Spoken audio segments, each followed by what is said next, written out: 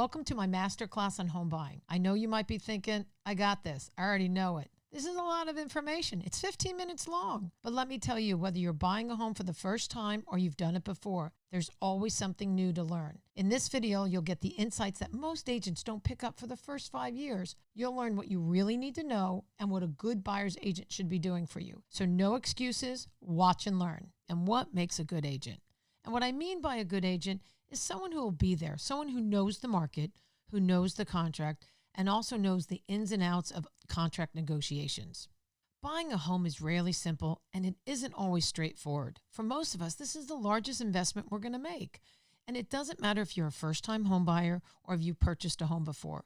A good buyer consultation gives you valuable insights into the updated regulations, viable options that are available to you, and negotiation strategies that should be used in the market you're buying in. A good agent helps you navigate through the mountains of paperwork to make the process as smooth as possible. Your agent is your partner. They're the glue that holds it all together, not just somebody with a lockbox key. As a full-service broker, we have a network of professionals who are ready to support you through the process.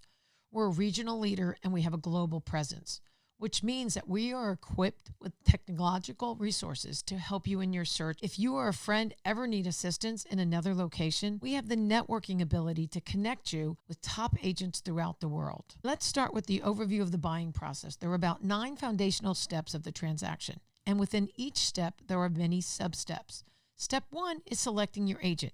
And when I say agent, I mean buyer's agent, someone who represents your interests, not the seller's. There's 2 types of representation, buyer agency and seller agency. Each type of representation must have a written agreement. It's the law. We'll cover more detail in this later on in the video when we go over contracts.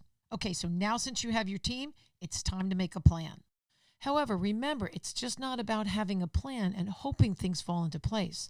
It's about understanding the plan, knowing the steps that need to be taken, and being aware of what others must do in order to help you reach your goal, all while being satisfied with the outcome, like the price, the terms of the agreement, your loan program.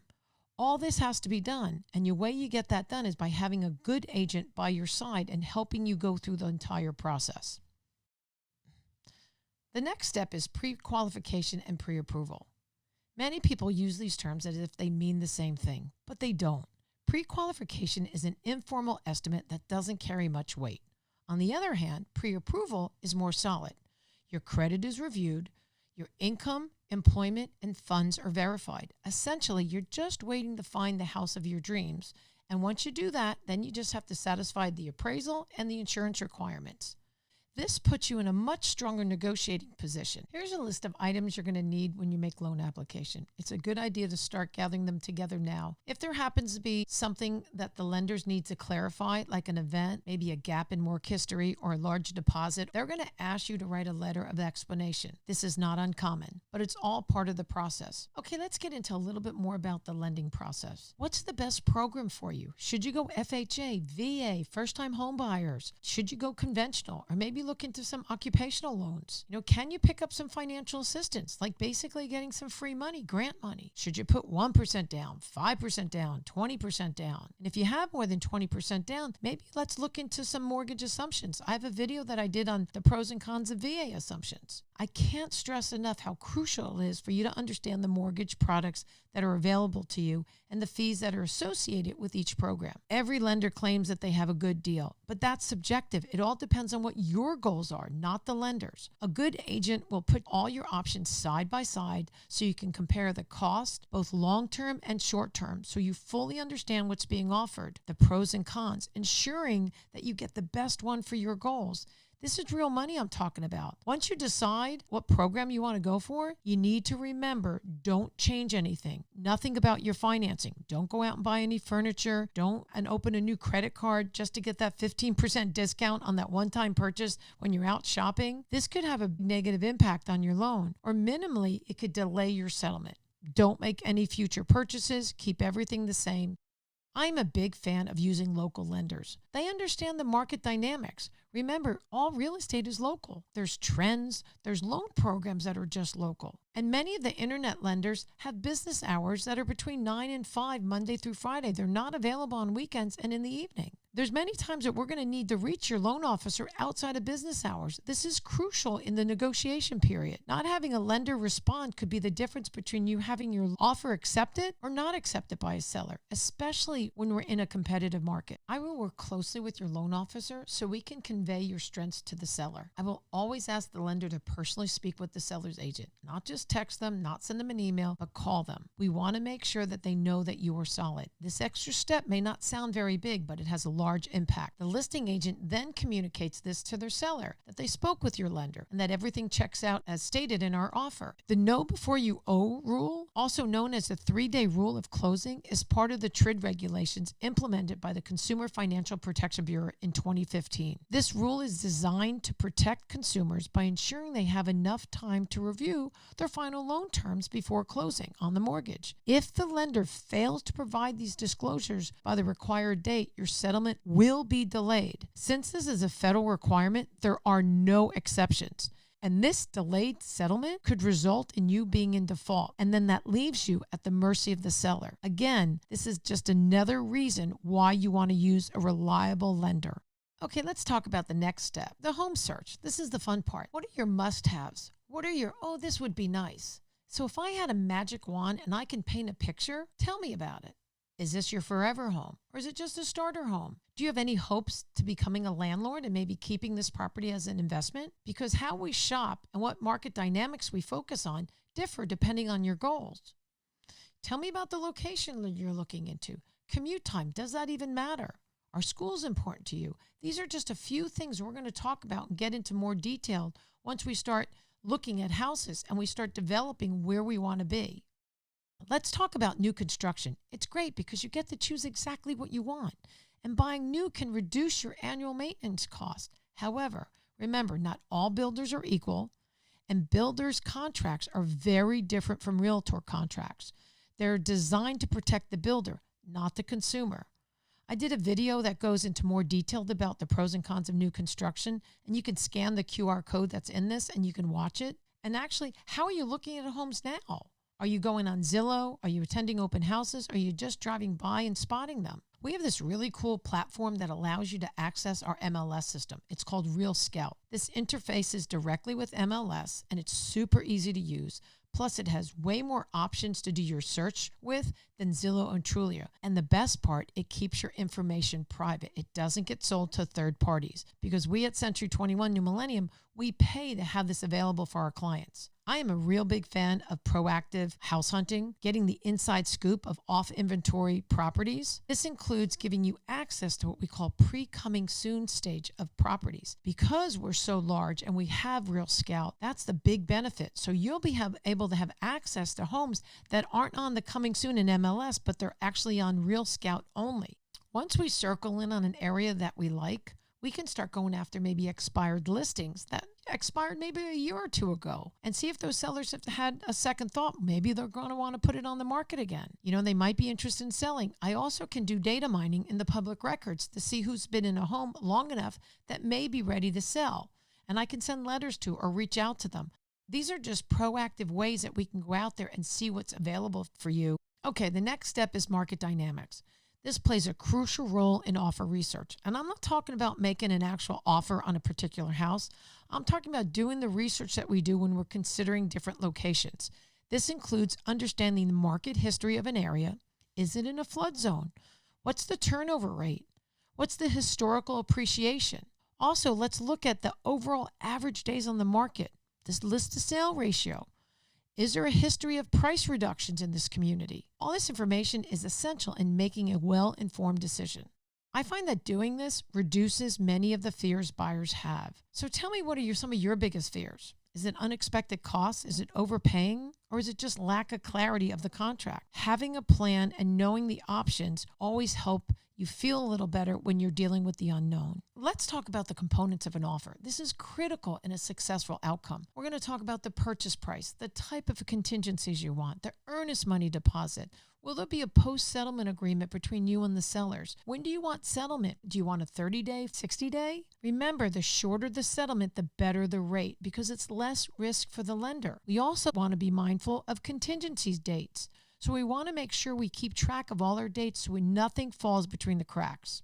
Before we write any offer, one of the things I always do for my buyers, I call the seller's agent and I try to gather up as much information as I can. Together, you and I will sit down and determine how we can use this to our advantage. We can leverage what doesn't matter to us against what matters most to the sellers. This helps us negotiate in a much more efficient way. You get more for what you're looking for, and the seller can get some things that they want, but it doesn't mean much to you. One of the things I also do before we prepare our offer, I will perform an audit of that property through MLS. So this way I can identify any changes such as previous offers, contingencies that might help us in our negotiations. Okay, let's talk about contingencies. I know I mentioned them a little bit before. Contingencies are often added to an offer, and they serve as either an out or you have to do this or this has to happen scenario for either the buyer or the seller. We need to discuss the pros and cons of all the contingencies that are either offered to us or we are going to offer to the seller, how they can protect us, how they might put us at risk. Along with the contingencies, there are other important terms in the contract that you need to be aware of, such as your right to review the HOA documents, what you can and you can't do, like where can you park your business vehicle? Has the seller been fined for anything? Did they use the wrong paint color on the front door? And remember, HOA documents aren't just about the rules and regulations. It's also about understanding the financial health of the community. Once we're under contract, we have deadlines to meet. Remember, time is of the essence for all parties.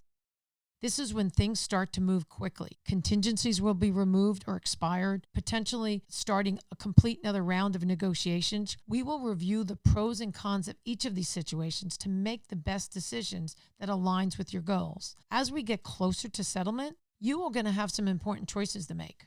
Some of these important choices are surveys, owner's title insurance, mechanics lien coverage. These are not mandatory conditions, but the repercussions of not having them can be significant.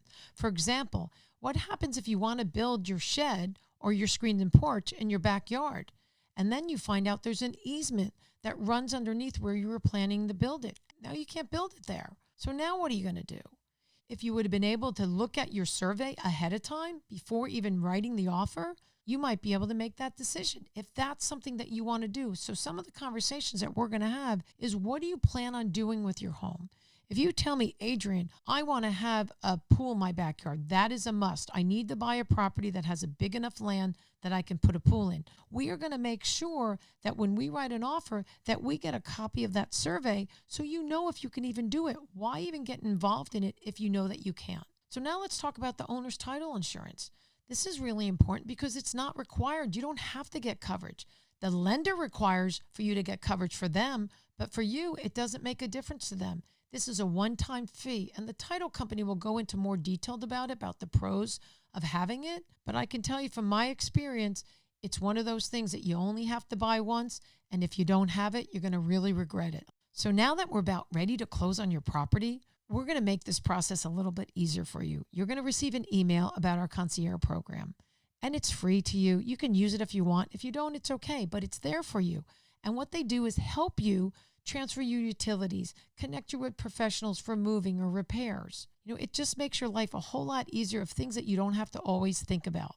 Also, when we get close to closing, if there's a chance that you might be out of town because of business or for whatever reason, we need to make sure we get a power of attorney specifically for this real estate transaction. You cannot use a general power of attorney. As I mentioned earlier, 3 days before closing, you're going to receive a CD statement. And this is the amount of money you need to bring to settlement. There should be no surprises. You've already seen this before. It's just a confirmation of what you owe. This money will be wired into the title company's account. They will give you a platform. It will be a secure site that'll give you instructions on how to do the wiring.